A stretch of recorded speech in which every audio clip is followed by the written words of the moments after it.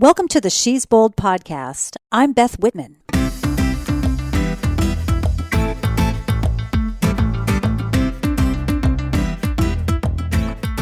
Hello again, and thanks so much for being here and joining me for another episode of the She's Bold podcast.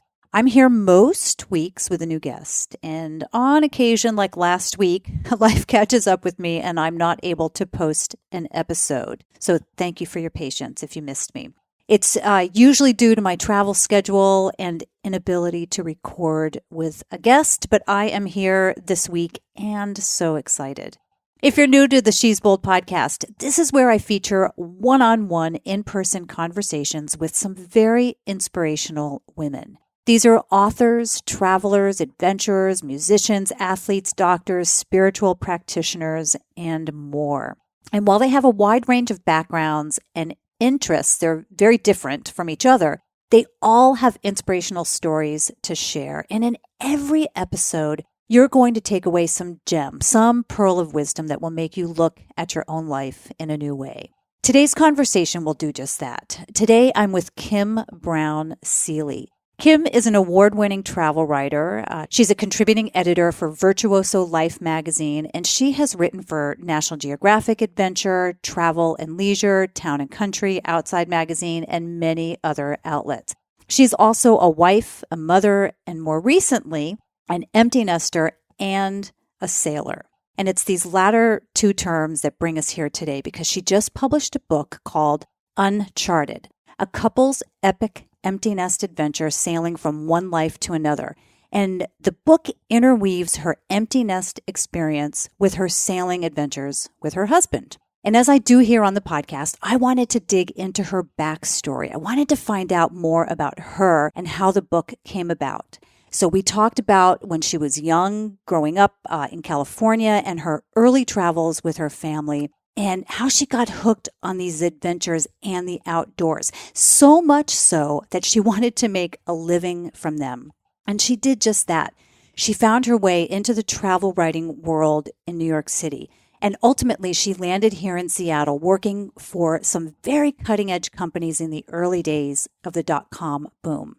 Now, you'll hear all about that in a moment. Before I get to that conversation, a reminder that if you like what you're hearing in these episodes, if you appreciate the fact that I'm bringing you these conversations most weeks, you can support me on Patreon. Patreon supporters show their support with a monthly pledge of just $2 or more a month. And when you're a Patreon supporter, you have a chance to join our private Facebook group and participate in the conversation there. I share some behind-the-scenes details about the podcast and give you a chance to submit questions to guests in advance. And you also have access to bonus content, which is generally in the form of a question I ask of the guest, and I reserve it just for the Patreon supporters. In the case of today's guest, Kim, you'll get to hear about how well or not she and her husband actually get along as empty nesters and sailors. Check out shesboldpodcast.com/Patreon for details. Okay, with that, please enjoy this conversation with Kim Brown-Seely. I remember hearing about Mungo Park. Gosh, so I moved to Seattle. It was almost 30 years ago, so 29 years ago. Okay.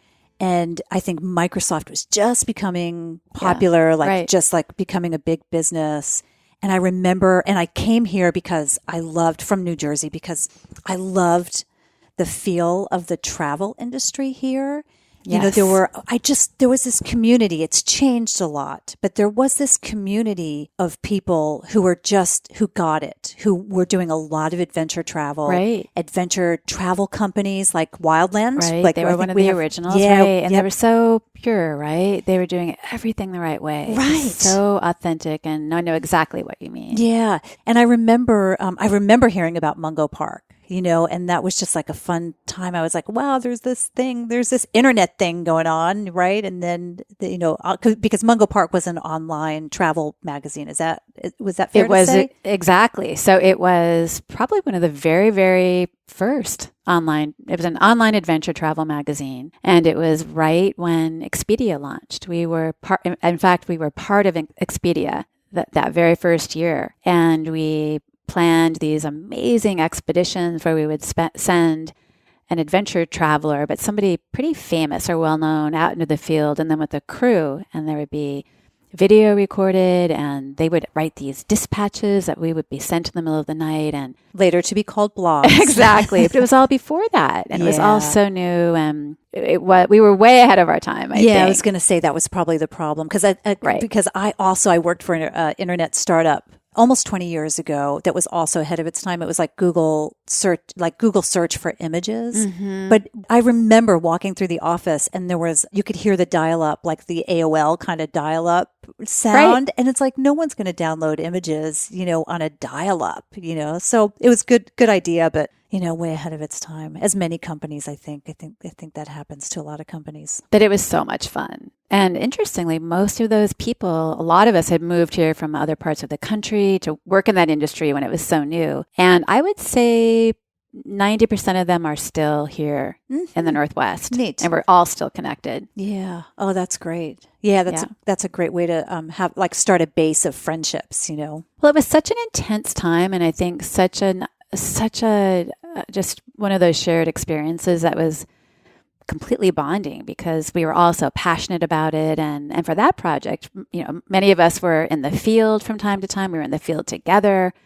When other people were out on expedition, we would come in the middle of the night to edit the material and post it. And it was really thrilling. And none of us had ever done anything like that before. Yeah. And back then, nobody minded working, 14, 16 hours a day to get things done because it was such an exciting time. Well, that wasn't every day. Luckily, that was only a few days a month. Yeah. Okay.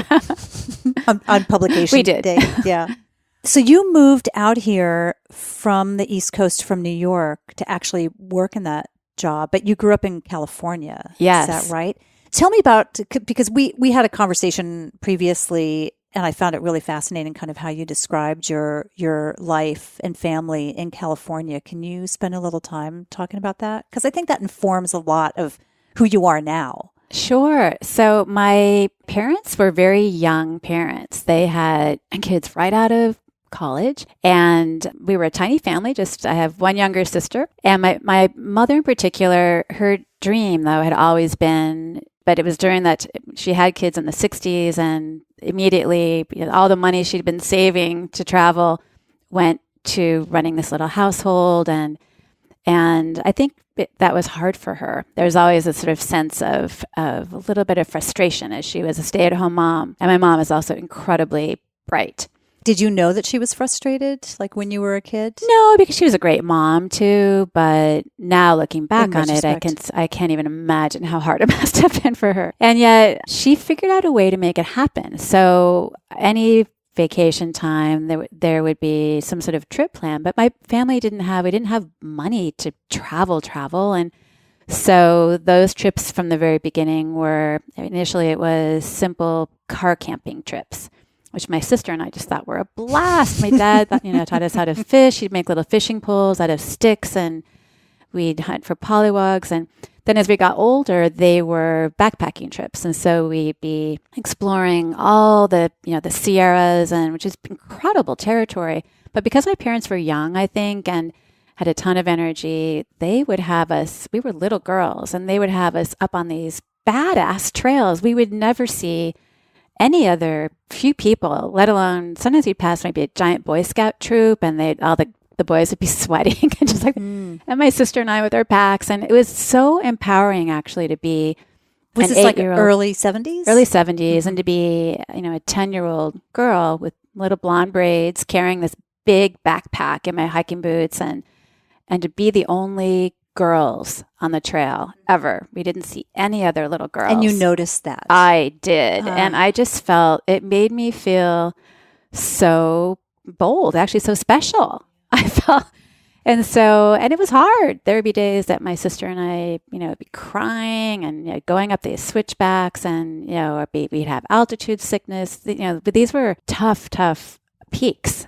But we always made it, and it also was so beautiful being in that kind of wilderness. And so that, to me, became a normal vacation. And my mom eventually saved money from her art, which then she went on and became actually a really well-known artist. But when she was first selling her first pieces, the money from that she put into planning a trip and took us all to the Yucatan in the 70s, before, it was still wild. Cancun was just sort of beginning. Mm-hmm. Wow. We rented a Jeep and drove all through the jungle and went to the ruins, and, it was just incredible. But that was what she liked to do, and it planted a seed, and that's how we traveled. Did you travel throughout your childhood then, or was there ever a time when maybe the funds dried up and you couldn't? No, we always did, but always in that way. I'd practically never been on a plane until in high school. I was an AFS student, which again, I think my mom really encouraged me to apply for. I'd never heard of American Field Service, and I went to Brazil and lived with a family there. When you were in high school? It was just, you can either go for AFS, you can either go for a year-long program and live in a foreign country, or you go for the summer. And I just went for the summer, unfortunately. I think the year would have been incredible. Yeah, but still going for a summer, that's incredible. It was incredible. And it actually was really the first time I'd been away from home. And, I think on the West Coast, nobody we knew sent their kids to camp or could afford to do that. And so it was a huge adventure, just suddenly being plopped in with a family in it was a medium-sized city in Brazil. But also the main thing was that I did not speak a word of Portuguese, right? And my Brazilian father spoke a little English, but no one else. So I was there because they wanted their kids to learn English. But, I remember the first couple of days at dinner or breakfast, sitting with my little Portuguese to English dictionary and looking up. It was just, they were the longest days of my life. But what an incredible experience too. Do you stay in touch with them? I do. I do. No, Facebook has been amazing for that because, and also Brazilians, I think Brazil was one of the first countries to just go wild for Facebook. Oh, really? I don't know why, but I can kind of get it because the Brazilians, they're such a social country. Yeah. But that was just an incredible experience. And, in the end, it was hard, I have to say. But that gives, I think, any kid just so much confidence that you can, if nobody knows you, they don't even know your language, that you can not just survive, but thrive, right? In a completely different world and culture. And, it was so fascinating. And I cried when I left, it was just. Do you remember feeling fearful before you went to Brazil? No, actually, that's such an interesting question. I don't know. I actually don't feel fearful about that many things like that. Well, I take that back. I would feel terrified to take an algebra test, for instance, if I had to, if my life, that kind of thing.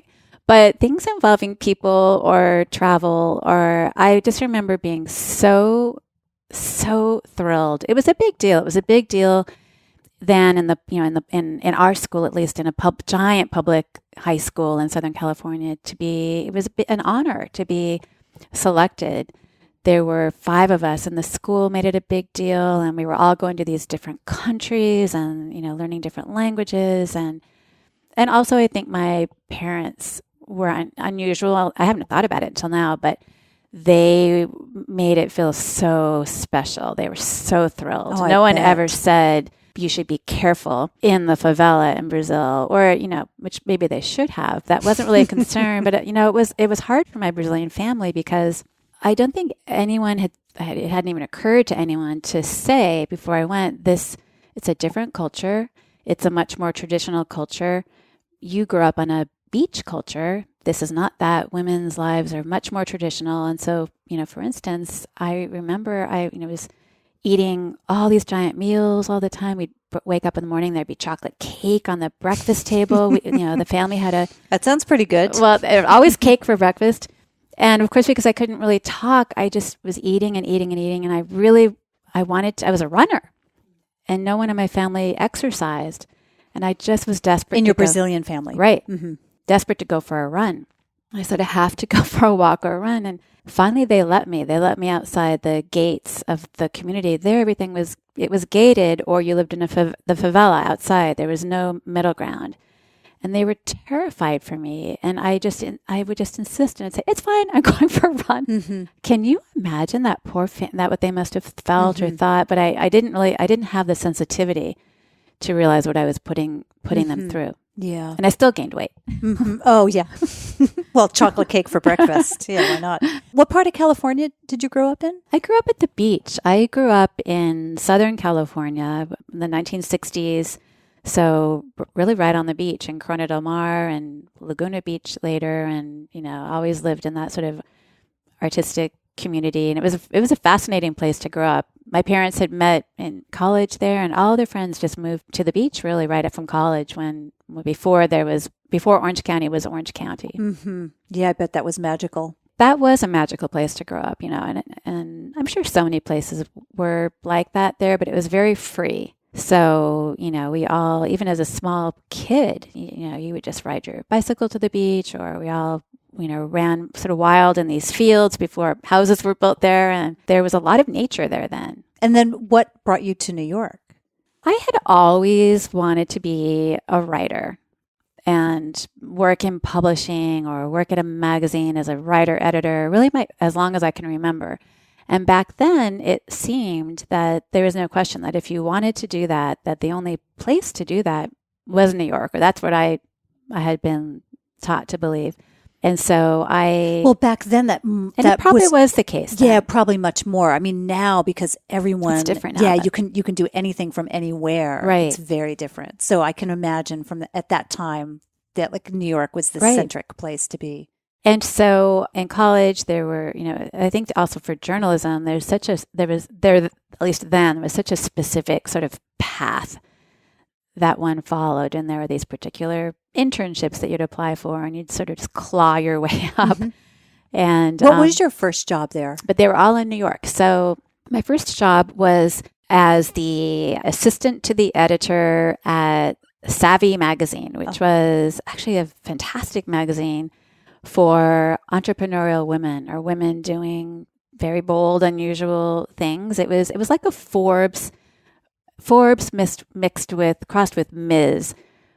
For working women. Mm-hmm. Did you have the job before you went to New York, or did you land there and then just go figure it out? I got it actually just a few weeks before I went, and it's sort of a great story, actually. I had gone to New York and pounded the pavement and sent my resume to all these different magazines, and I had a big internship in New York at Condé Nast the summer before.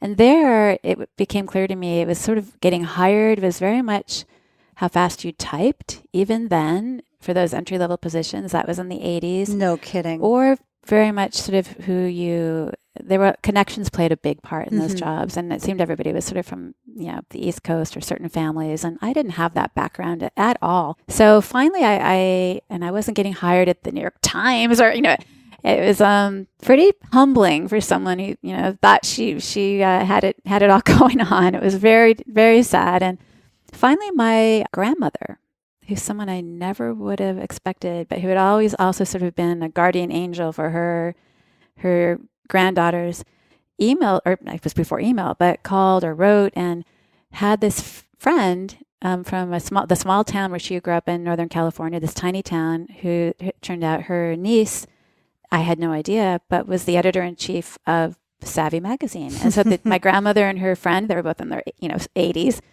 put their minds together and said, she should give Kim a job. And they made it happen. It turned out she needed an assistant. And so that was an incredible thing of women helping women. And in fact, the editor of Savvy at that time, it was an incredible woman, Wendy Reed Crisp, just amazing journalist and public speaker, and I learned so much from her, and we're still close to this day.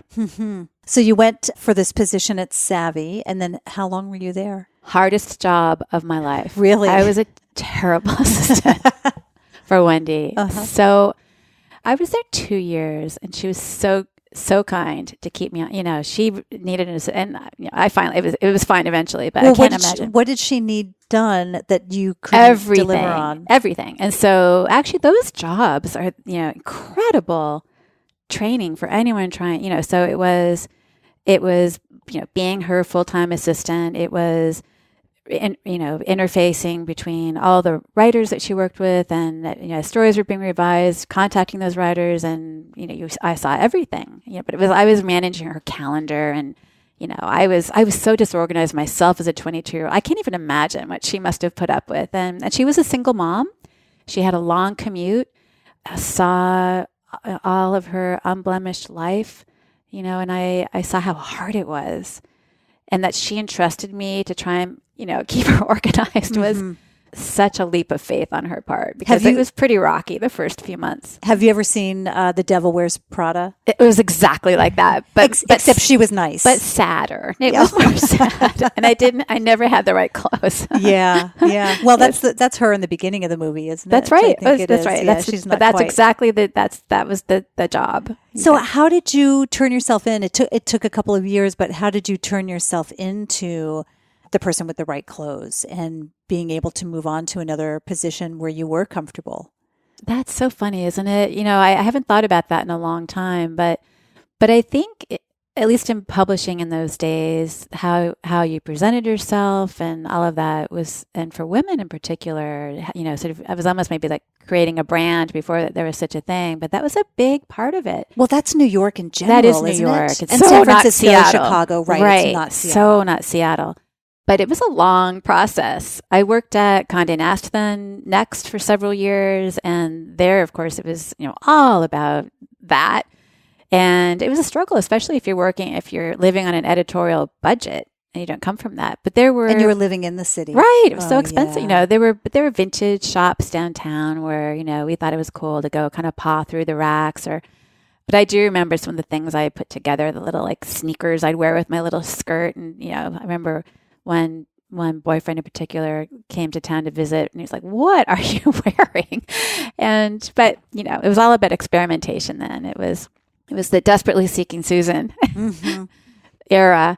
By the time I was at Travel and Leisure, which is where I landed for many years, and that was my favorite job ever, we all took our cues from the other women in the office, and there, and also you had to be practical. You had to be able to, get out the door quickly. And eventually I had little boys that I had to get out the door before I got to work. And, but you did have to be so organized. Mm-hmm. What did you love about the job? And how long were you there?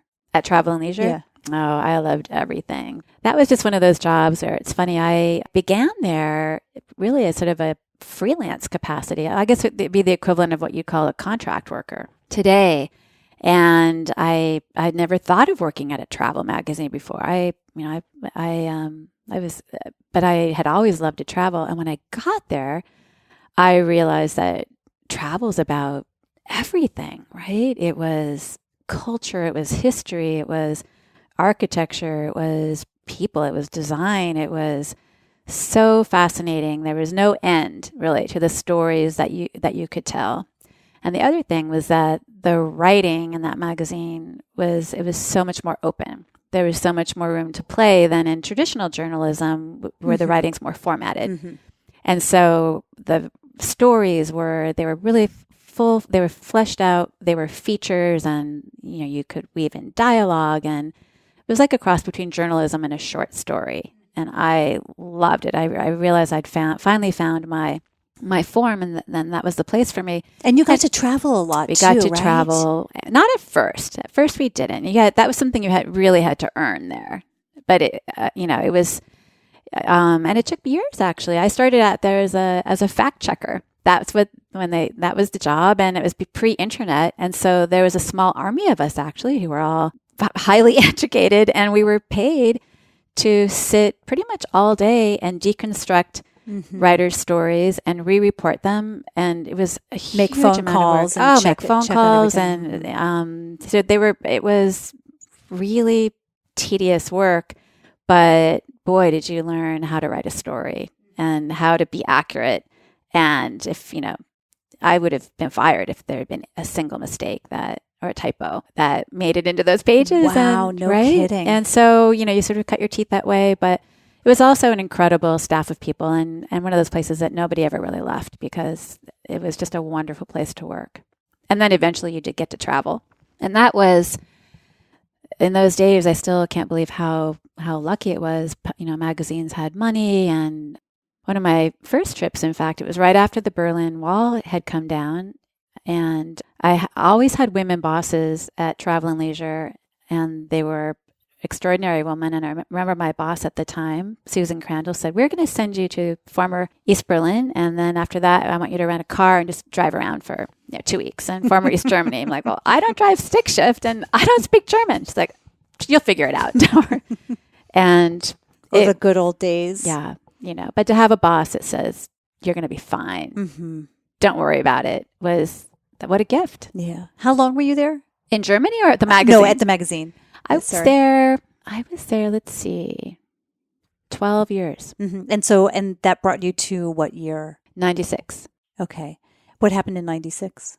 So in 96, it was just when all the very, very first internet projects were starting. So content was just in its infancy. And I could have stayed at Travel and Leisure happily till my dying days, but it was definitely time for a new kind of challenge. And I got a call. There was a writer that I loved working with at Travel and Leisure. It was actually David Roberts. I don't know if you ever have known his work, but he's an amazing man. And he, in fact, had taught John Krakauer and had been his mentor. And I edited David at Travel and Leisure, and he got wind of the fact that Richard Bangs was starting this brand new online project at Microsoft called Mungo Park, and that he needed a senior editor, somebody who knew working with writers, who, could edit on the spot, could find writers.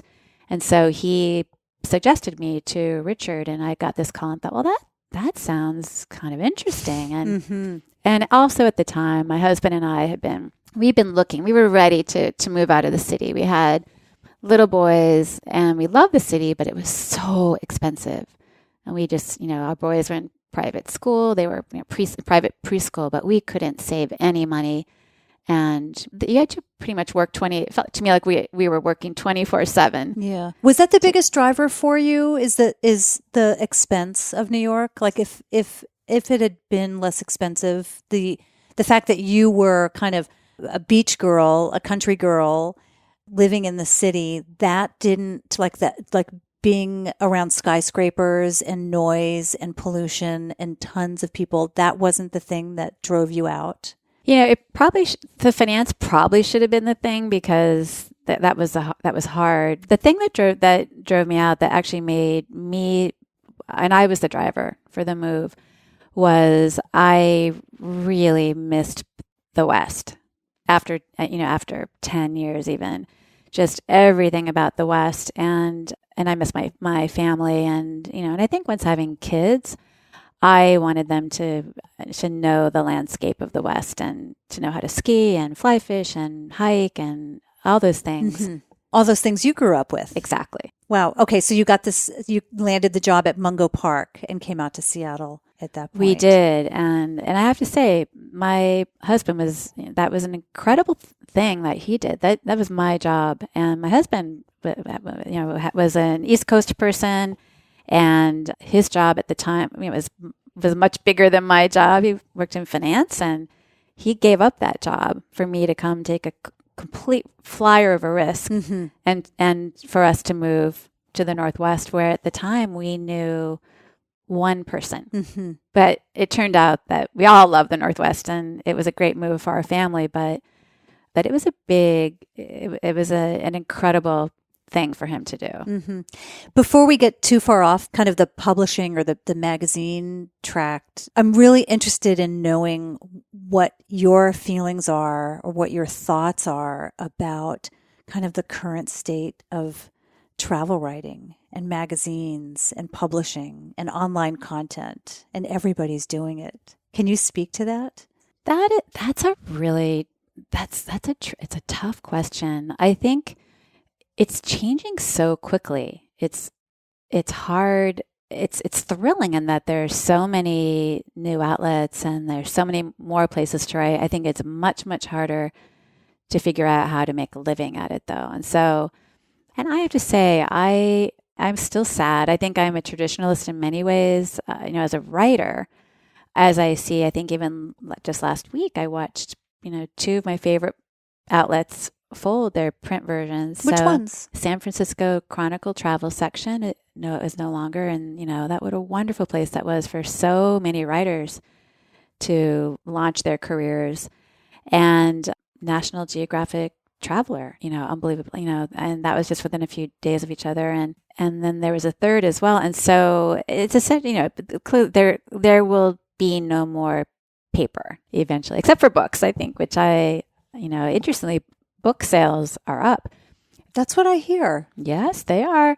And I'm around millennial kids all the time. They love books, bookstores. They're just, I think it's interesting as there's more and more information, this sort of gravitating back toward more analog ways of of reading and listening as well. But anyway, I think blogs are fantastic, and obviously the entire influencer world and culture is a huge opportunity for all kinds of people to be in travel. You're so cute. But it's hard to make a living, and it's so funny because I'm reading into it completely, but you're being so sweet about it's a great opportunity, so positive.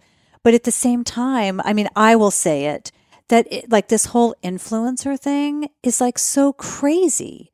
It's Instagram, right? And the way that we are being influenced is by beautiful people having their photos taken in front of the Taj Mahal or the Grand Canyon and, risking life and limb to take their selfie.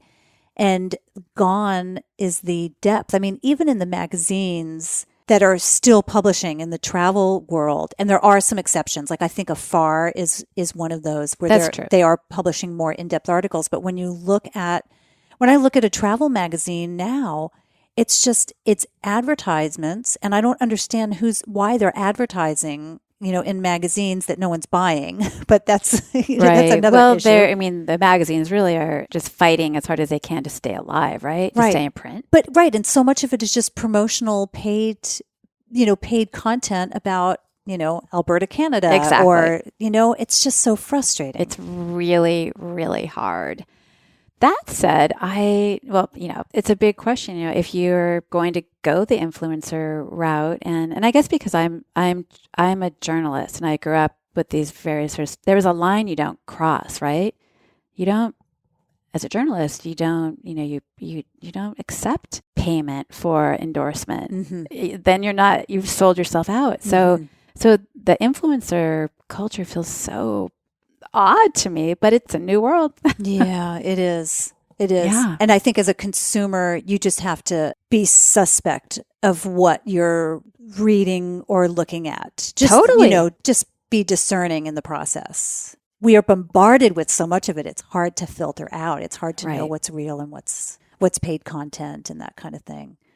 There's nothing that irks me more is to go through a travel magazine and be captured by an article and then see at the top promotional, paid advertisement or something. And I'm like, you caught me. I don't want to read that. Right. I think people are getting more wary of that, though. We're all getting smarter. Yeah, which is probably why these magazines and newspapers are folding, right? Because people are getting more savvy about it. Well, I think there are just so many reasons, but primarily it's the lack of advertising revenue. I do really miss long-form journalism, but there are other places for that. So, as one magazine folds, there's still, as one print magazine folds, I should say, there, all kinds of interesting new places, digital places for fantastic reporting and really interesting work. The problem is none of them they don't pay that much. So I think it's hard to figure out, how to support yourself. Whereas before, in this industry, at least when I started, it was, it was a tiny salary, but it was a salary with full benefits and a 401k plan. And, it was a job that included incredible travel and, an opportunity to write and all these things. And so it was you had to be disciplined but you could live that way.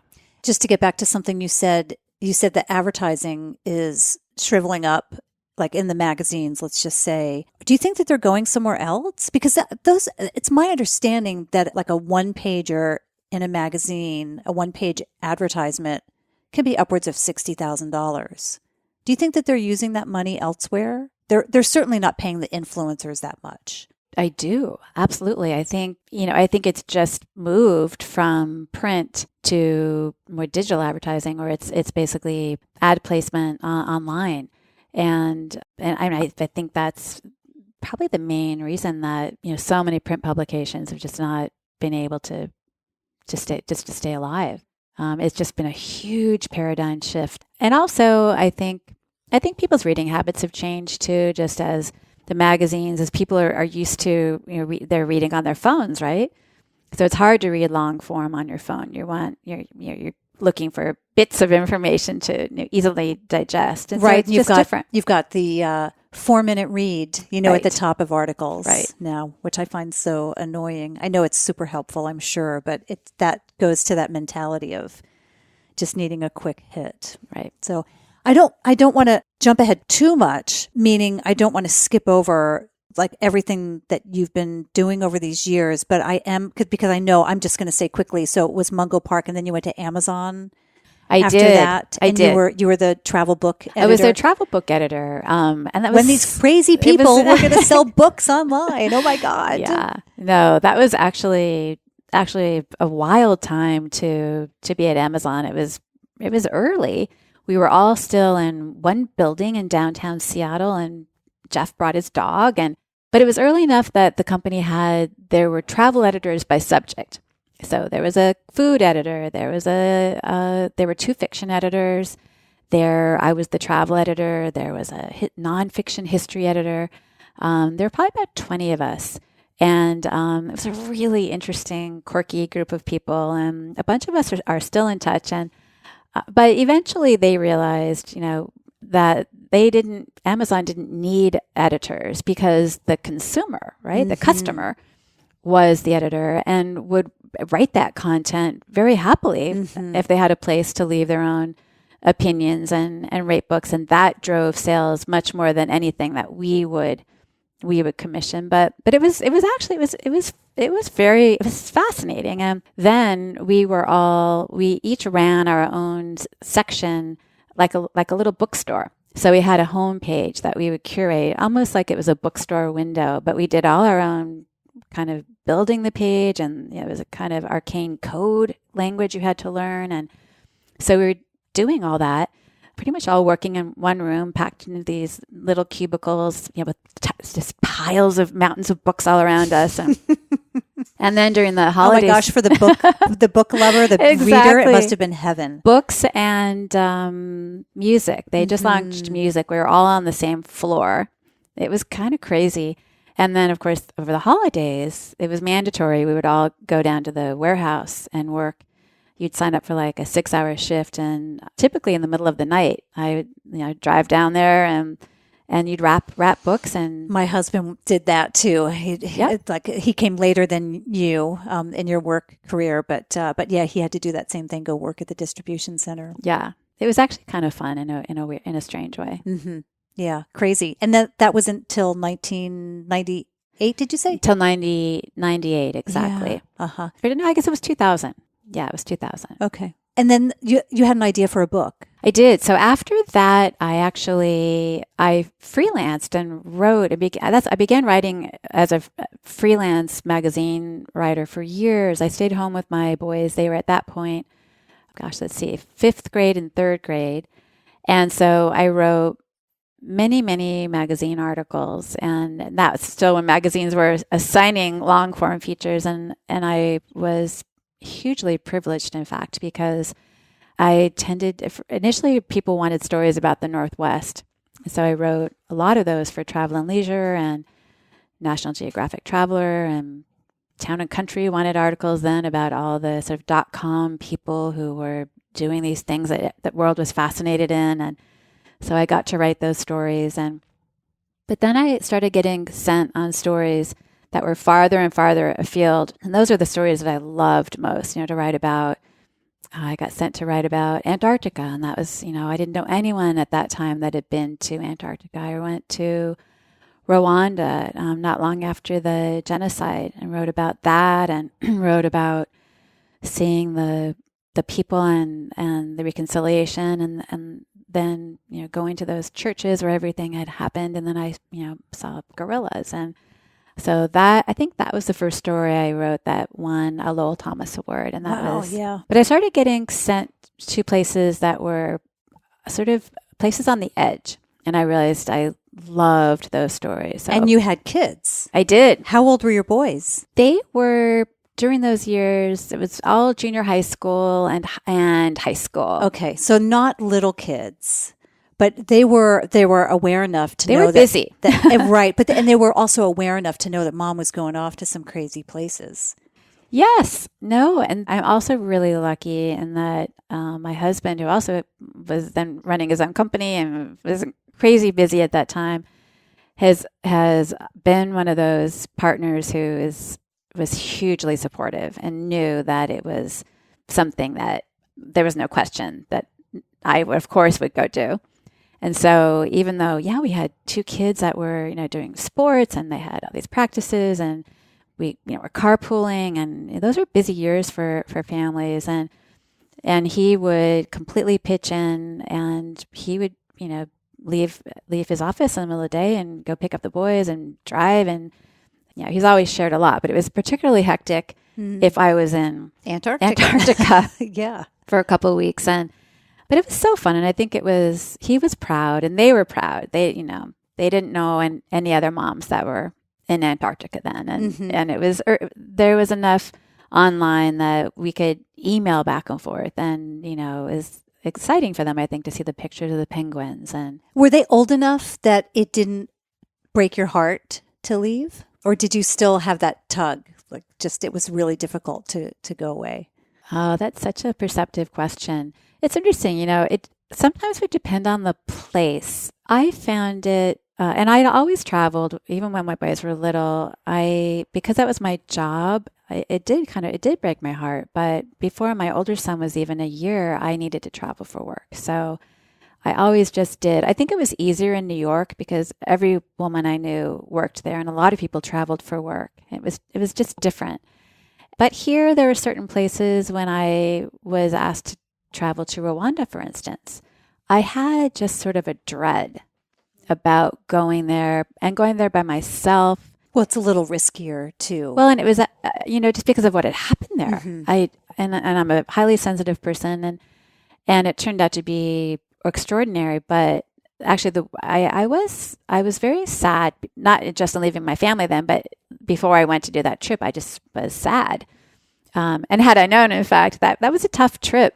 I was the only person there. The way that trip was set up, I didn't really know what it would be, but I had a guide, and it was just my guide and me for about 12 days. I wasn't with a group. And most of the lodges where I was staying, I was also the only person there.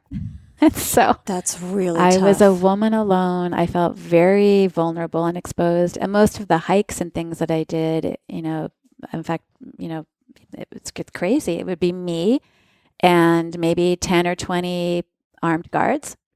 And I was very alone. But it was also incredible. It was so fascinating to be on the ground and experience that history.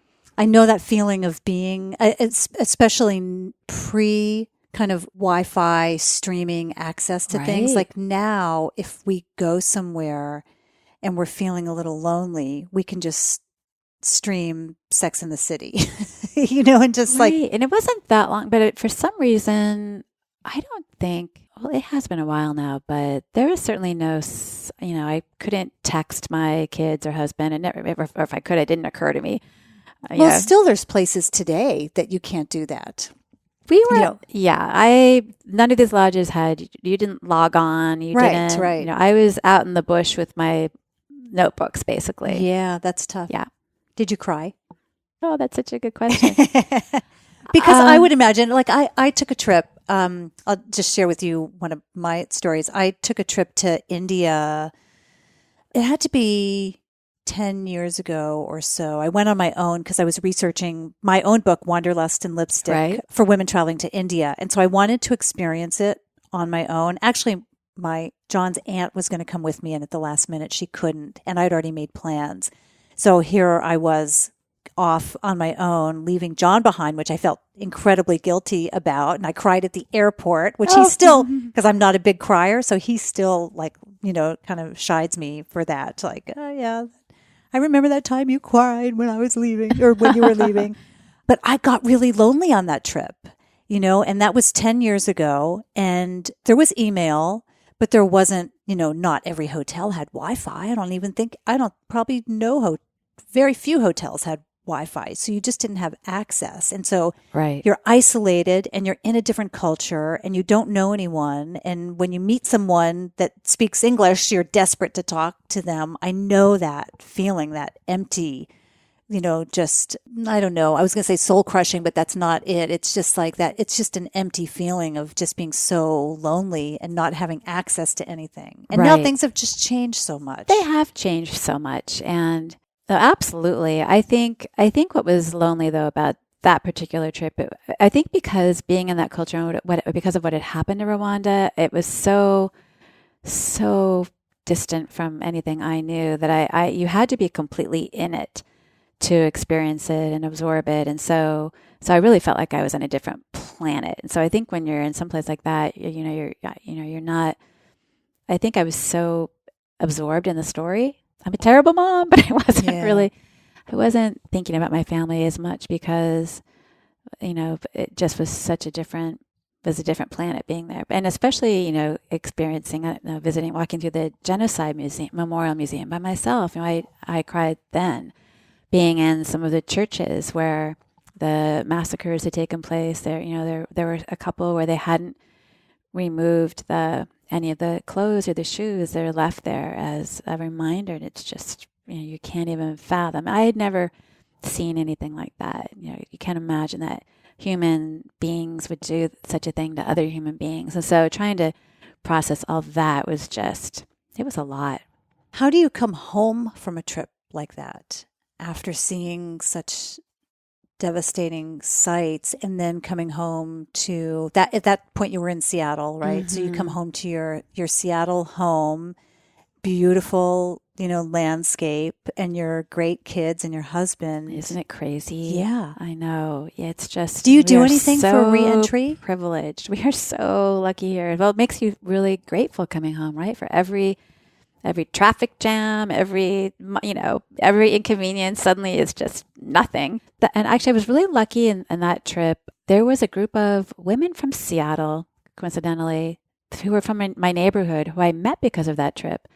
And they, at the same time that I was there, were going to be in Kigali, the capital of Rwanda, because they were starting this incredible school. It was a high school for young Rwandan women who wouldn't have had an opportunity to graduate from high school otherwise. And so when I was at my lowest point on that trip, and I had been alone for about 2 weeks, I knew at the end that I had a plan to meet them when they landed in Kigali, and I was going to go with them to the groundbreaking for the girls' school. And it was just an amazing thing they were doing. It's still, you've probably heard of it, it's still in existence. It's now, all these years later, the Rwandan Girls' School, which is a huge deal. And they've graduated now many classes of high school girls who've gone on and done things all over the world. But it was still just a building site.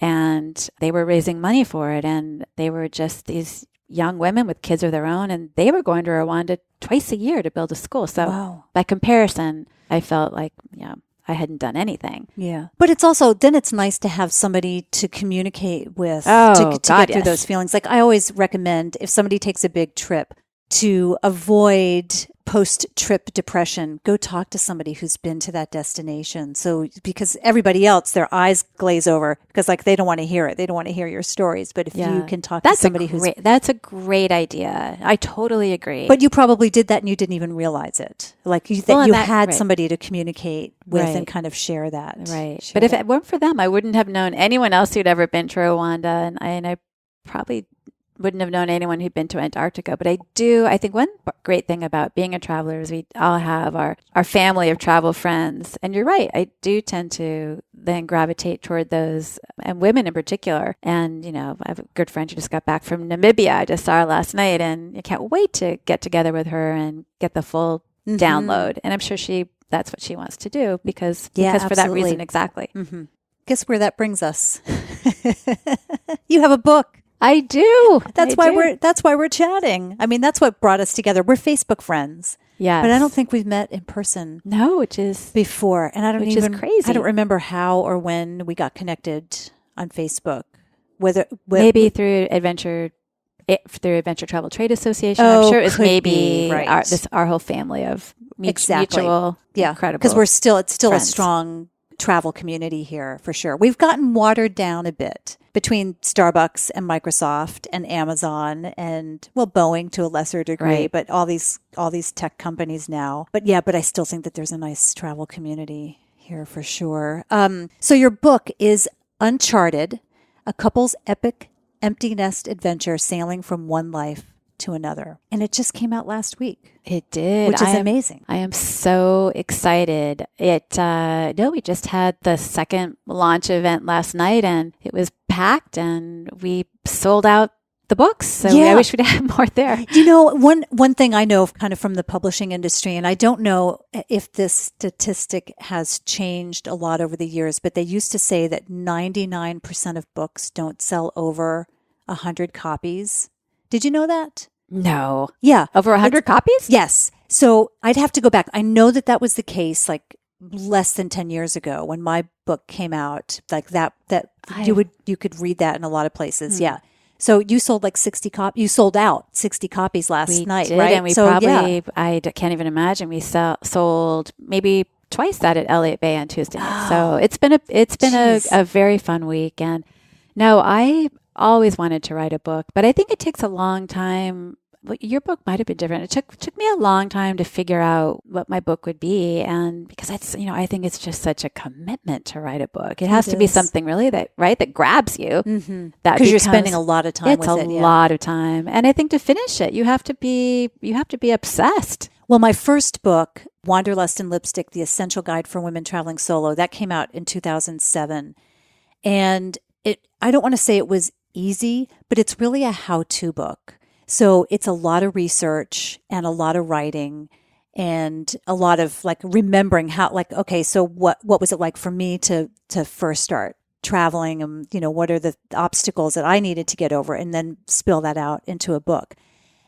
Not super difficult. Dedication, definitely. What is incredibly difficult is I'm now working on more of a memoir book, a reflection of my 30 years of travel, plus, like what influenced me as I grew up. It's killing me. I was so delighted when I said, how long have you been working on it? And you said about 10 years. I was like, yes, okay, good. I've got like 6 more years to go. That's what it takes. I think on average, I spoke to another friend last week who told me her memoir took her 15 years. And it's, an award-winning memoir. I think it's hard. It's hard putting yourself out there and it's like, oh, I'm having an emotion. No, I'm having a heart attack. That's memoir. I think if you feel like you're having a heart attack, then you're probably getting to where you need to be with your memoir because it's those, I think it's the places where you make yourself vulnerable on the messy parts of the story that people most relate to. And that's hard. It's hard to do. How old are your boys now? They are 28 and 30. Okay, so really it's been almost 10 years because the book were is 18 and 20. Yeah, so the book is based on you being an empty nester. Right. No, so can you talk about that story? Sure. You can go into as much or as little about the book as you like, but let's hear the premise of it. Well, the reason I wrote the book, or the first glimmer of it, was my mom, who I mentioned, went on and has had an extraordinary career. She confided in me when I lived in New York. She came to town and we had lunch one day, and she confided in me that when my sister and I had left home, that it had been really, really hard for her and that she'd fallen into a depression. And, she was telling me because she knew that depression was a thing in our family, and she just wanted me to know, if you were ever struggling with depression, it's a thing. And I'm so grateful that she was open and honest, but I had no idea that she was sad when I left for college, or because she'd always been a mom who totally encouraged her girls to go for it. go leave home, go move away, live in a different culture, get an incredible education. I want you to, she was very ambitious for her girls, but she never said that when we left that she was sad. So I knew it was a thing. And because of that, as I neared empty nesting, I felt that I could already tell that I was sad about my boys leaving even years before they left. And so I thought it might be something interesting to write about, because I didn't find, there were guides to empty nesting, but I didn't find much literature, something that you would want to read. And I also had always wanted to write a book about a quest or a journey in the Northwest. And I began thinking about a way that you could interweave the empty nesting experience with a journey, and what kind of a book that would shape. And at the same time, just coincidentally, my husband also, as we neared empty nesting, I think was sort of itchy. We both were sick of, we'd been driving carpool for years and glued to these tiny schedules and the sports schedules. And, it's exhausting for parents. By the time you've raised, an 18-year-old, I feel like that's it's like an accomplishment and something to sort of celebrate. And we'd been such worker bees. We'd never really taken time, the two of us, to travel for an extended time, And so, and we'd actually dutifully, sort of put aside money for years. We hadn't taken the time to really do anything. And so we thought, we should take this time, and when our youngest graduates, and we don't have to be glued to this school calendar, let's go big. Let's do something and mark this time and honor it with some sort of an adventure. So we ended up agreeing to do this. We bought an old, sort of broken down sailboat and fixed it up and taught ourselves to sail it. That was the first year of the adventure with our boys. And I started writing about that, just sort of keeping a journal about it. You hadn't sailed before? That's what's so crazy about the story. I hadn't really. I'd sailed a tiny bit because I grew up in Southern California on the water. We were not a sailing family per se, but I grew up windsurfing. And my uncle actually invented the windsurfer. So we were a windsurfing family. I'd always done that. So I did have a good feel. I have an instinctive feel for the way wind feels on your body and where the wind's coming from. But sailing a boat with big sails and many lines, and it's very different from just the purity of standing on a board, right? And sure. Feeling the wind with your body and moving the sail around. But I love the idea of it. And I think that was the thing that my husband and I have always both been sort of hopeless romantics at heart. And I thought, how hard can it be, And also there are so many incredible places in the Northwest that you can only get to by water. Mm-hmm. So that's what grabbed me. And two of my all-time favorite books about the Northwest had always been Jonathan Rabin's Passage to Juneau, about his solo sail up the Inside Passage on a sailboat. It's a brilliant book. And then M. Wiley Blanchette's Curve of Time, which is an incredible book about a woman who in the 1930s was left a widow in British Columbia, and she had 5 kids. And to save money every summer, she would pack them all onto a tiny 26-foot boat with their dog. And single-handedly, she would take them up on the northern BC coast, and they'd spend the whole summer there and rent out their house. And it's a classic lyrical memoir. So I thought there could be some sort of a similar book inspired by those books, where the impetus for the story would be the empty nest, and there would be 2 journeys. There would be a physical journey north in this boat, this couple learning how to sail a boat that would be on sort of a quest.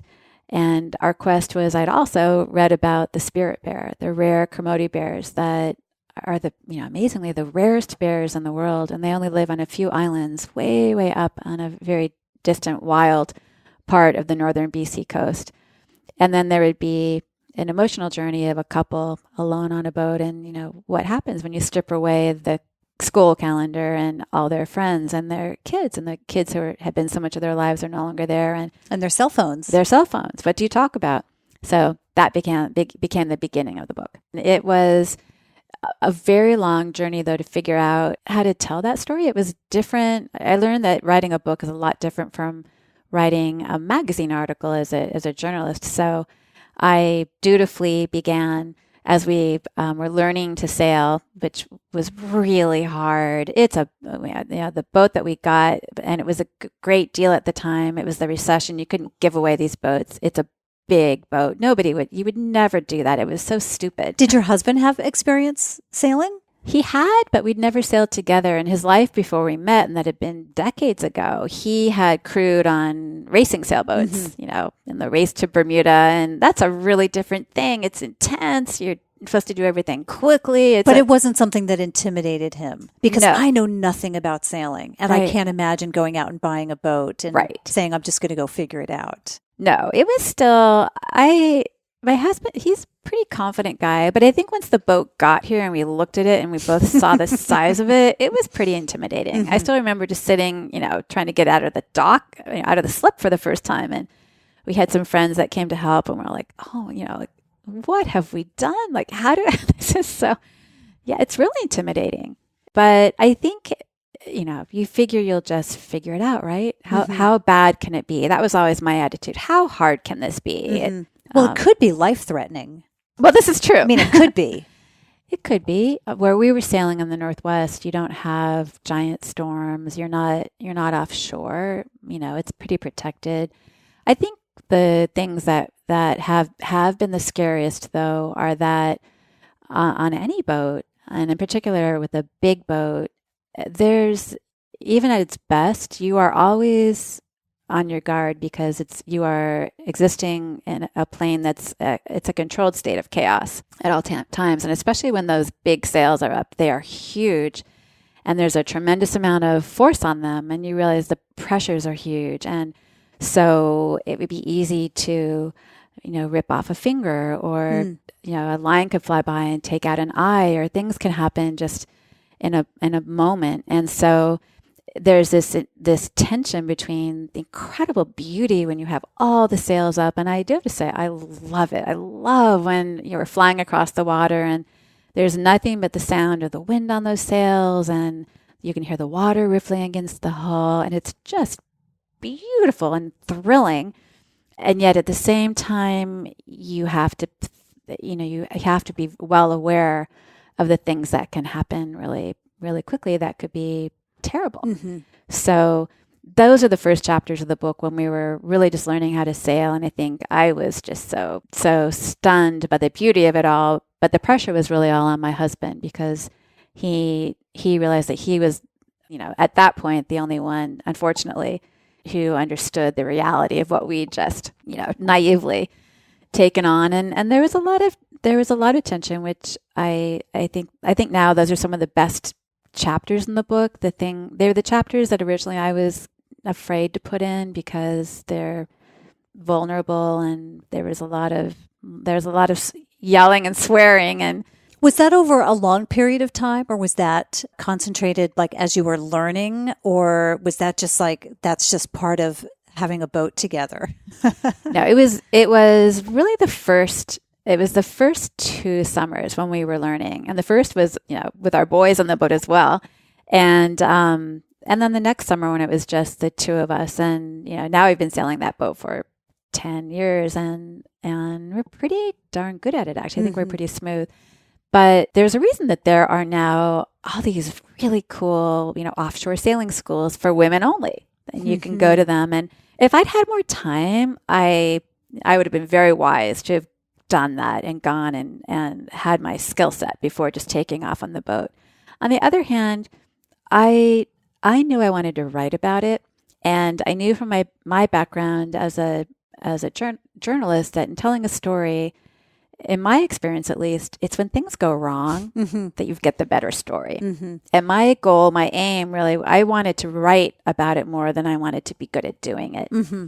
Which also created more tension, because, my husband would be like, paying attention to the sailing, and I'd be taking notes about what bird was flying by, or, writing down what someone said, and so it was hard for me to stop being a writer. Well, being less practical about it, like taking a class and learning and, kind of going through the ABCs of it isn't as interesting. Like just that process isn't as interesting as when you're learning on the fly. Right. Yeah. And it was pretty exciting. Before you bought the book, your mom had talked to you many years earlier about kind of admitting that she had been through this depression. Did you ever, when your kids were like kind of creeping up on flying the nest, and when they finally did you find yourself in any sort of a depressive state? Yes, actually. I think just the years that they were right before they were leaving, and it was more with my younger son in particular, I think, because I knew that then that would sort of be it forever. It does really feel like the ending of one chapter and, the sort of start of another new life.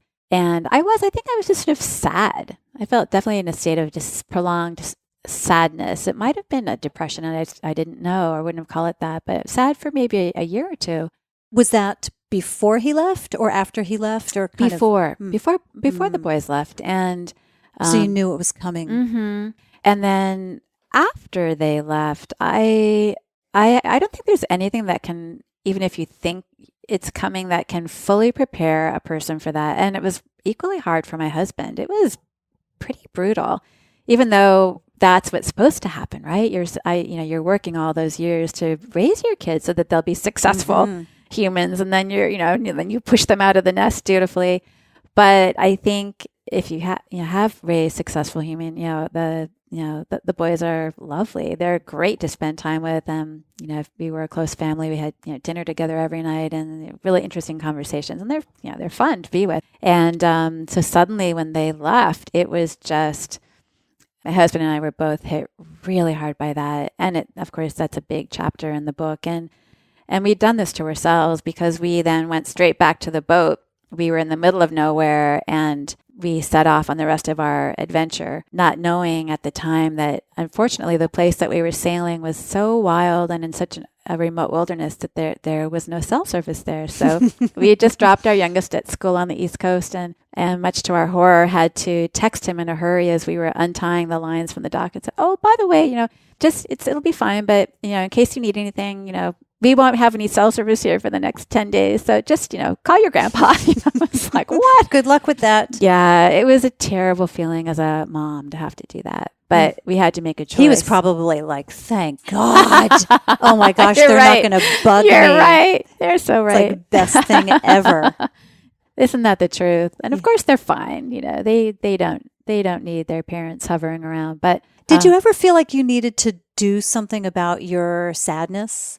Like, did you go to the doctor? Did you feel like you needed medication for it? Or was it just like a malaise, like just like a kind of an unhappiness that you just lived through? Yeah, it was a malaise. I perhaps should have gone to the doctor. I don't go to the doctor very often for things. It's funny. I would instead go for a run and I would feel better, right? Or, I think in the Northwest, it's so dark, right? I know, completely, I would go get a latte. I'd feel a lot better. So I think we self-medicate in that way.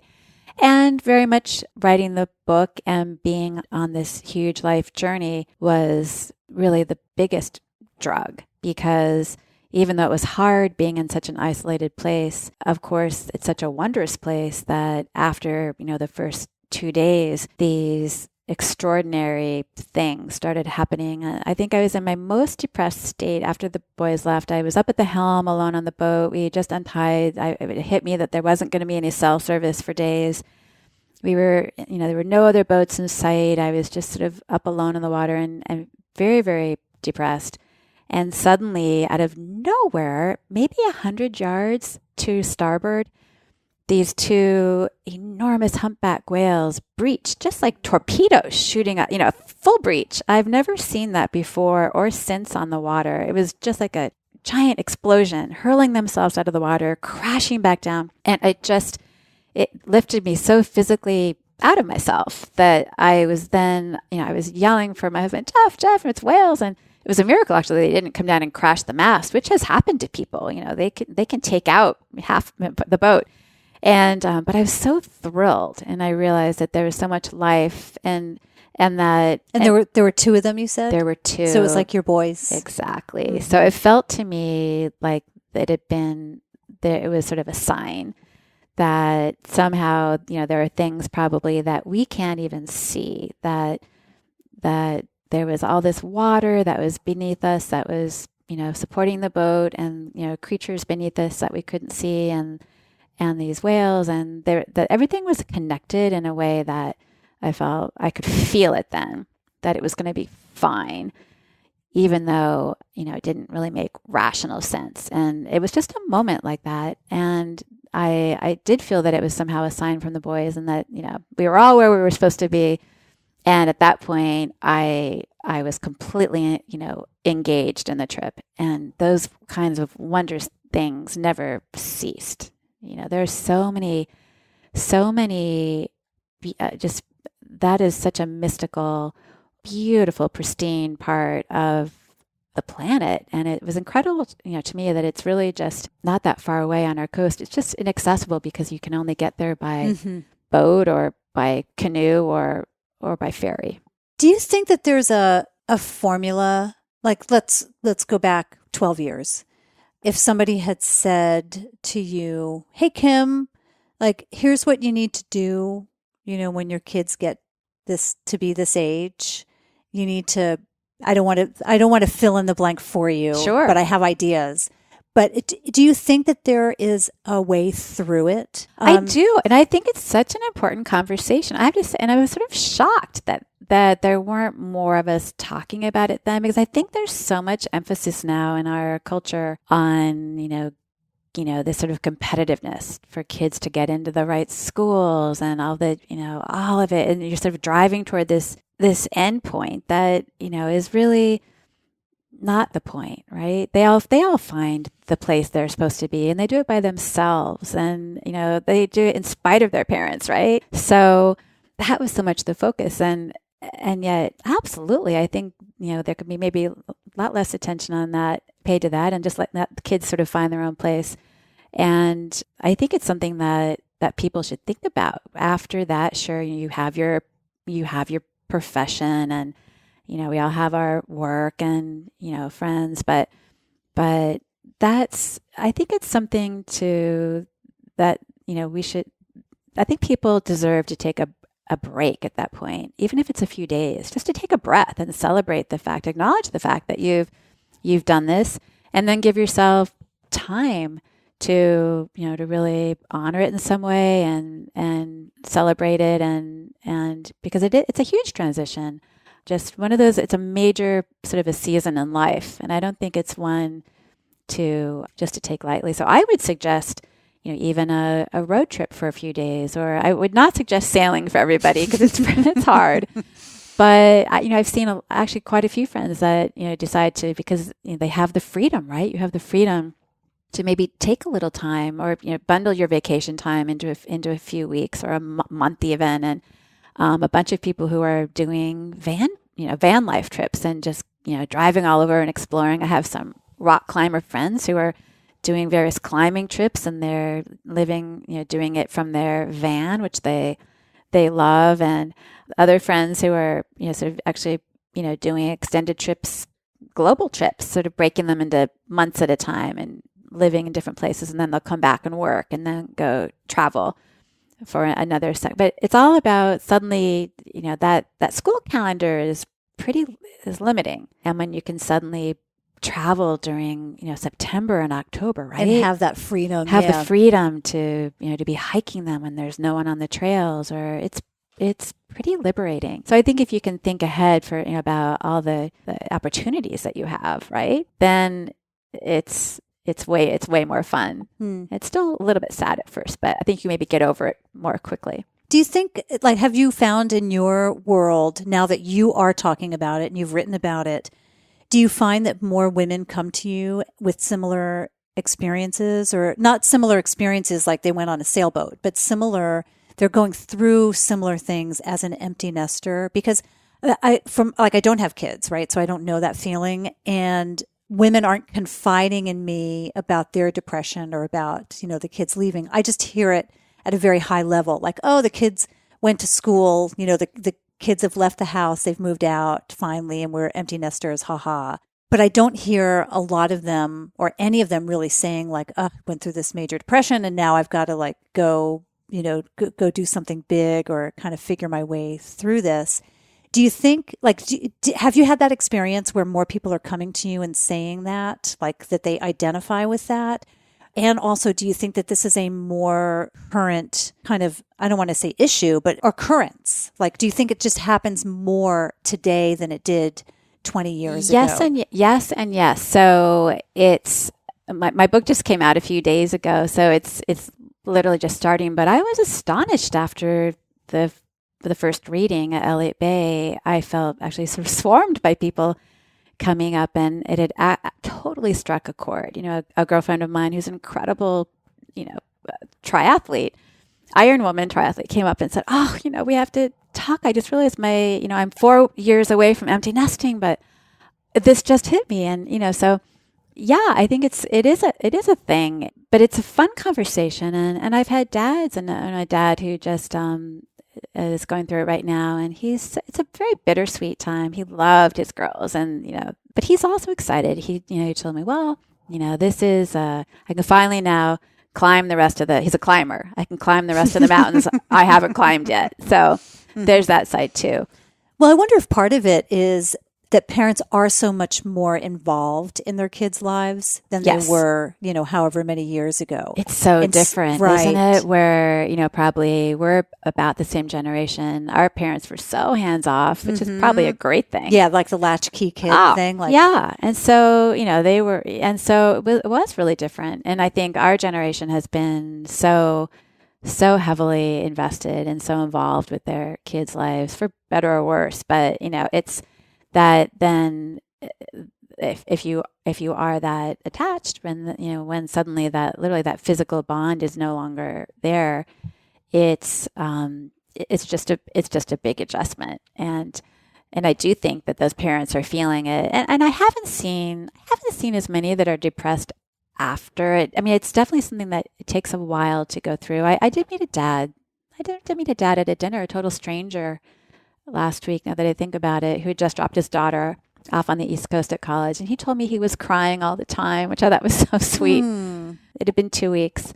But it seems more the case that I'll meet a mom who is a recent empty nester, and she'll say, "Oh, I found a new club in my neighborhood. We're an outings club. Every Wednesday we're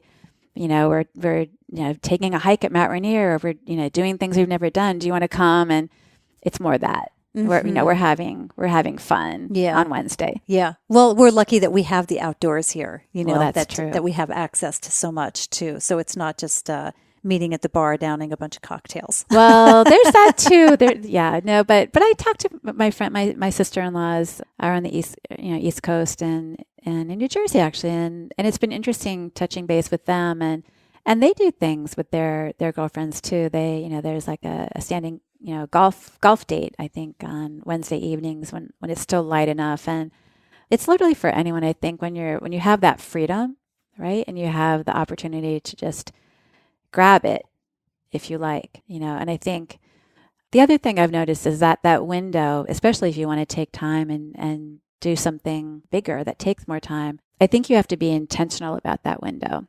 Because we've all noticed that sometimes it's not as long as you think it's going to be. Because at the same time, right, a lot of us are dealing with aging parents, or there can be other health issues in our lives, and that's been hard. Actually, paying attention to this phase of life is having a few friends who I have one friend who was just an empty nester, and then he was out of the blue diagnosed with cancer, and so.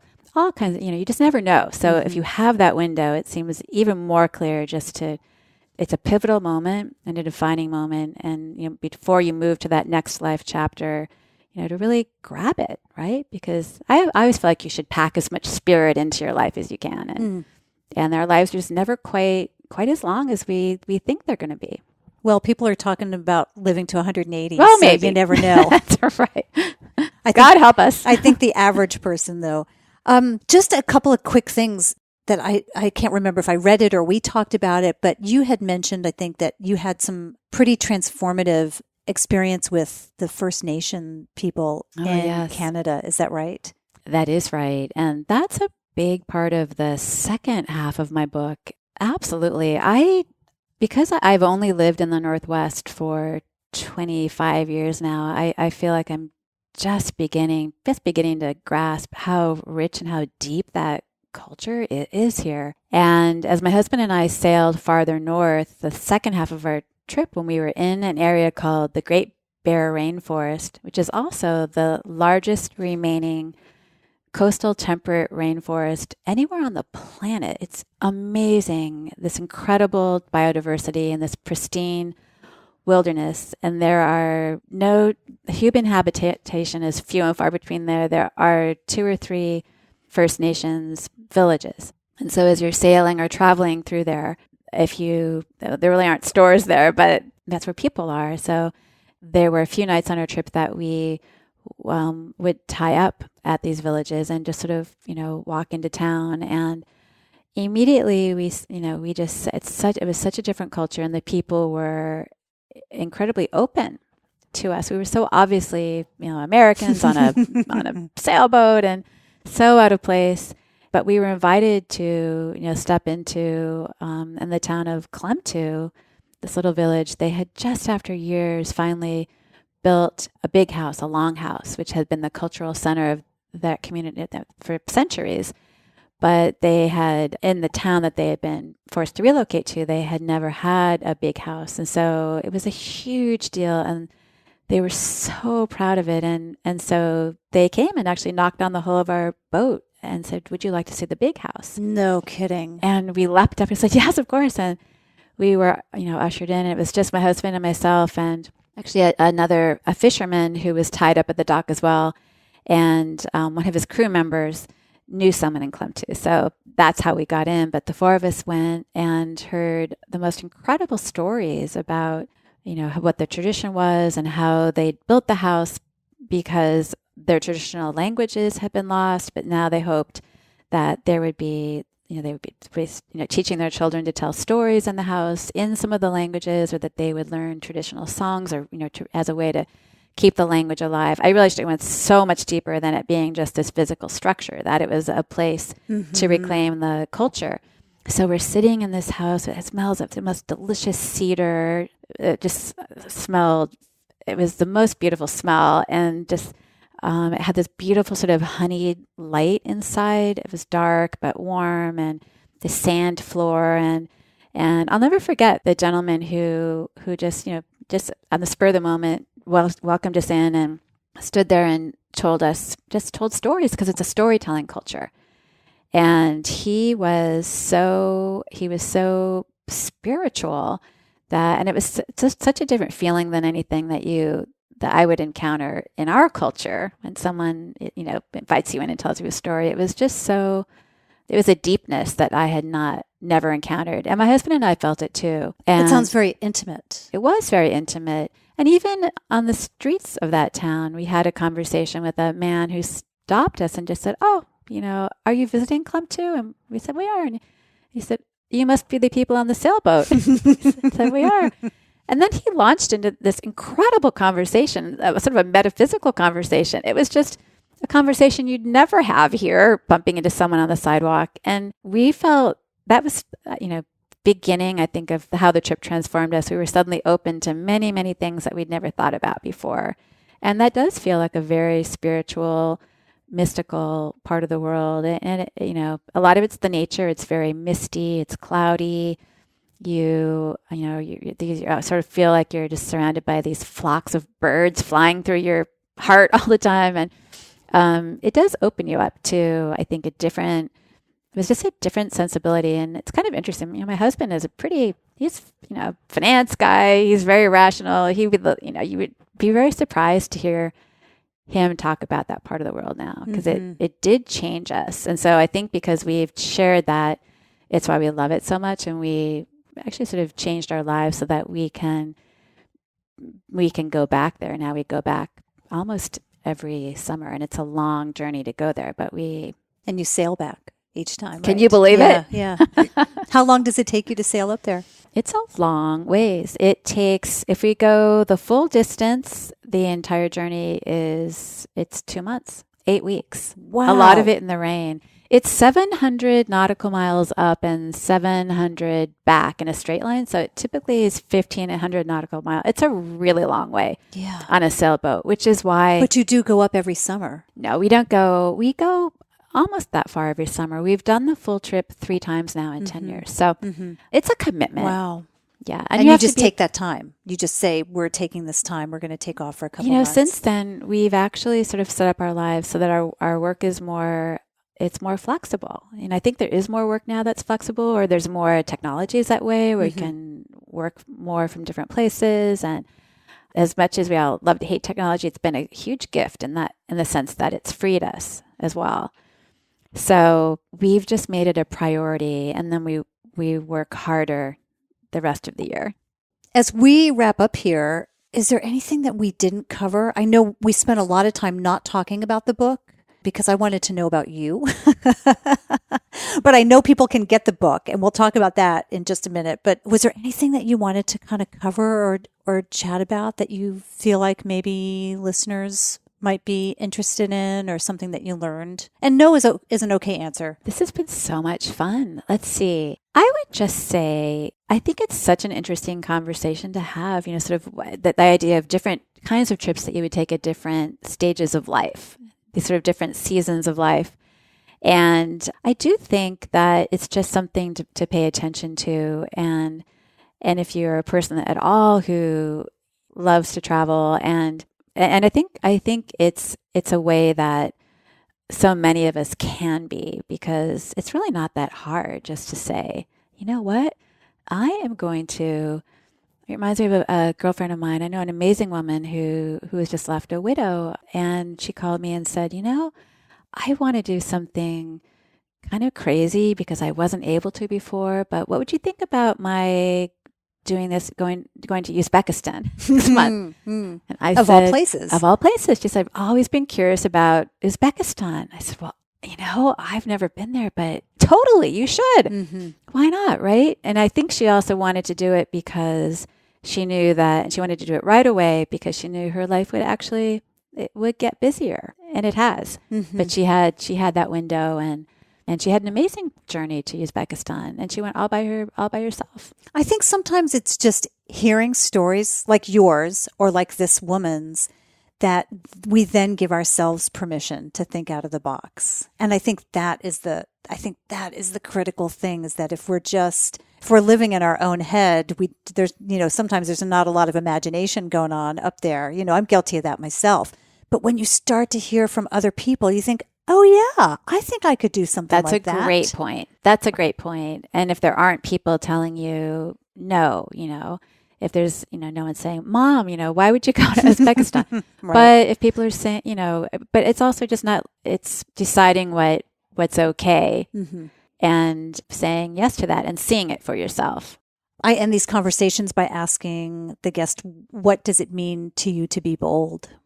It's so many things, isn't it? But I think it's really, for me, I think it's listening to your authentic voice, whatever that voice is inside of you that says, this is a thing that I say yes to, right? It's saying yes. And I think it's so easy for our thinking mind to say no. There's always so many reasons why no is the rational reason. But I just think, at least in my life, everything I've said yes to, even if it was just a crazy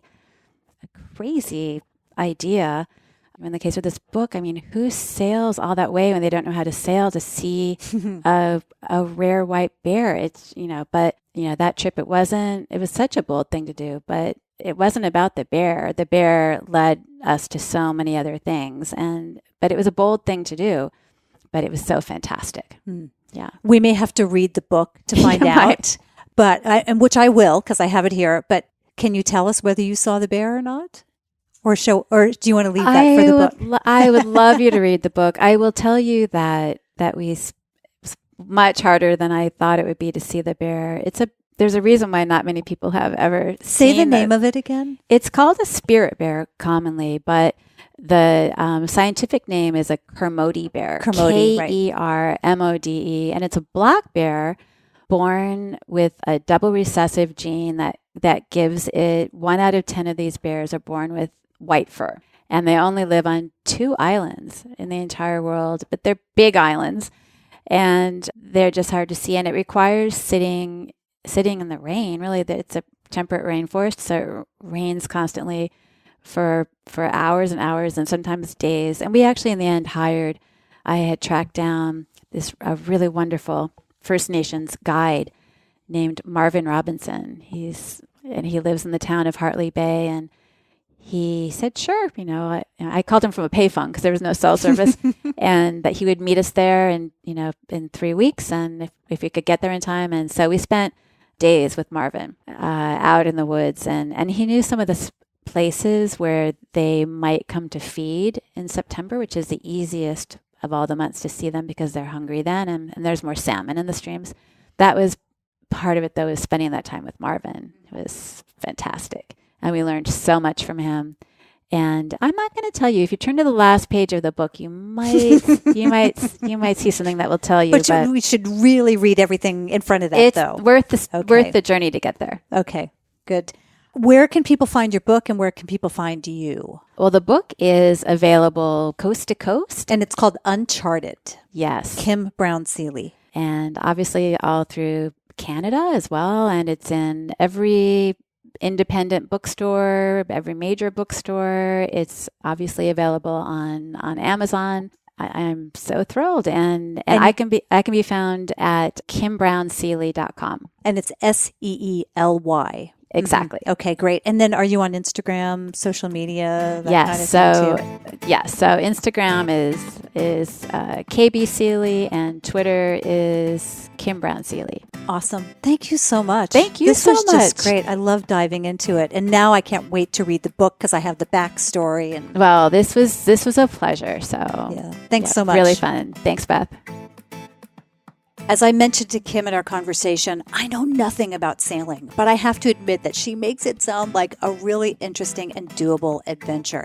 And to go bear spotting for an elusive spirit bear, I have to admit I really like the idea of that. That sounds like a challenge that I'd really want to pursue, so I have to check that out.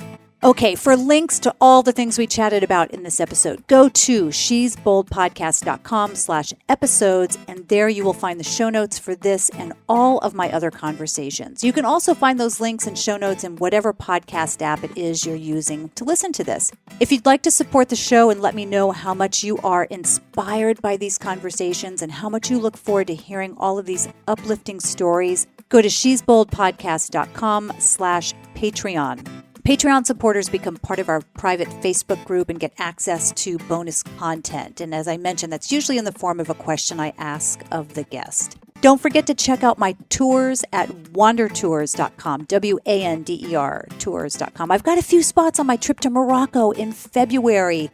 I have 4 tours scheduled for Morocco. Most of them are sold out. I've got a few spots open in February, so please join me on that. It's a women-only tour. I also have space on our co-ed Papua New Guinea trips next August, and that includes one that's led by National Geographic photographer Allison Wright. And you heard her on podcast episode number 68 here. You can connect with me by friending me on Facebook, and I'm WanderGal on Instagram. Ladies, you can join the Be Bold Facebook group at facebook.com/groups/Be Bold group for support and encouragement for whatever ways you're trying to be bold. And if you're still with me, you have an opportunity to win a pair of Glare-Ups slippers. These are amazingly warm, super thick felt, oh so soft slippers. If you go to wanderlustandlipstick.com, you'll find all the information on there. All you have to do is just make sure you're subscribed to the Wanderlust and Lipstick newsletter, and you're following Glare-Ups and myself on Instagram. All that information is on the Wanderlust and Lipstick site. Thanks for joining me for another episode of the She's Bold podcast. And until next time, be bold.